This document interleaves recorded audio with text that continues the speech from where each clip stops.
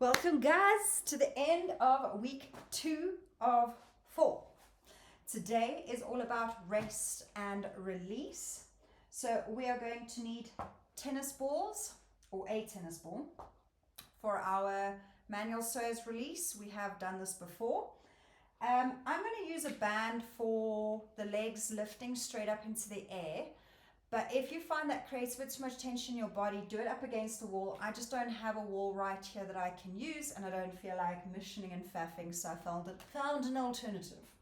Okay, so rest and release. We're going to start off with a very basic hip rock from side to side. This is just to increase some hip mobility, bring some movement into the pelvis. So from here, laying down flat on the floor, like we're getting ready for that pelvic curl. Pelvis starts neutral, ribs connected. You have about a fist distance gap between the knees. Now, I don't want the knees making a massive movement or the feet rocking massively. This is purely for the hips themselves. And you just gently rock the pelvis from side to side. And that's it. The feet are always grounded. There's a little bit of movement in the knees, but most of it is coming from the hips via the abdominals doing the work. Keep the feet light on the floor. Don't push into the feet in order to create that rocking. I want the core to be doing that work.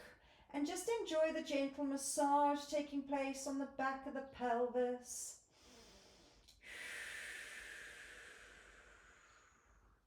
Now we're just going to keep gently rocking the hips from side to side for another 10, 9, 8, 7, 6, 5, 4, 3, 2, and 1, and settle there. I find that very therapeutic for myself, but that is just me. Okay, so we are now going in for that manual psoas release. So wherever the belly button is, put the tennis ball right next to the belly button and lay flat on your belly. You can move it slightly higher, slightly lower if you find you're not finding any sweet spots that need a little bit of attention. If you don't find any discomfort, it's not a bad thing. Your hip flexors may just be released enough that they're not going to respond to the manual release that we're currently about to do. So find that spot. Oh, okay, I'm feeling mine already. It's a weird discomfort. You will know it when you're feeling it. It's one that I can't really explain. It's like asking, what does a watermelon taste like? It tastes like a watermelon. There's nothing else that tastes like it. So, and I find this discomfort from this release is very much similar to that. So just move around if you're not finding any discomfort. When you find a sweet spot, just let go and settle into it. Your body's going to try and avoid letting that tennis ball reach deep into your belly. So you want to try and relax as much as possible with every breath.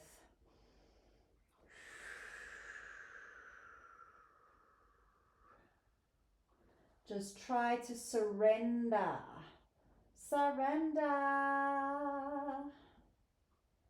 And keep breathing into it.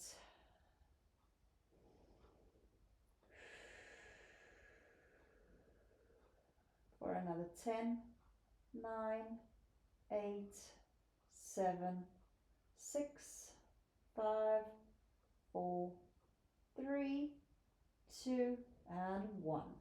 Okay, swapping sides. I find my left side's usually a lot tighter than the right, so let's see where we are at today. Okay, definitely on.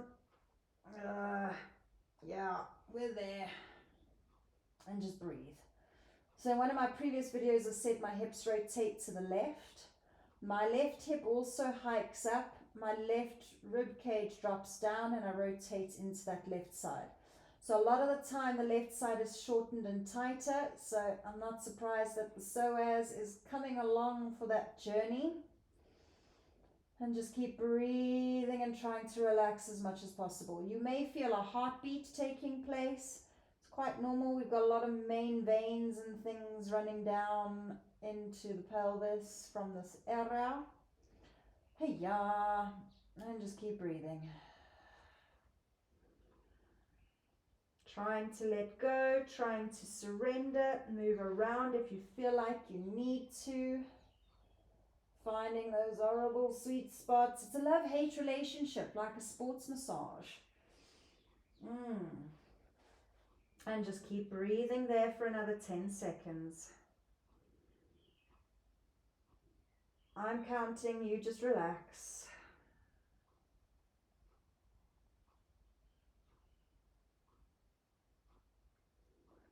And that's the end of those 10 seconds. Gently take the ball out from underneath you. Roll back over. You can find a wall if you like. I think in yoga it's called waterfall pose, when you just have the legs straight up. But a lot of us can't keep the legs straight up without it feeling like we are dying a slow and painful death. So like I said, I've got the band for assistance. I know that I have a little more mobility, so it doesn't feel like such a, or should I rather say, not mobility, flexibility, because there's a difference. So I'm a bit more comfortable in this position. You're aiming to have the legs straight. You're aiming to have them as 90 degrees as you can. But again, we don't want that lower back imprinting in order to gain the range. Keep the tailbone long, neutral pelvis, and just breathing into it. Okay, I like to grab on to be able to just relax and let the tension of the band do the work. And just keep breathing through.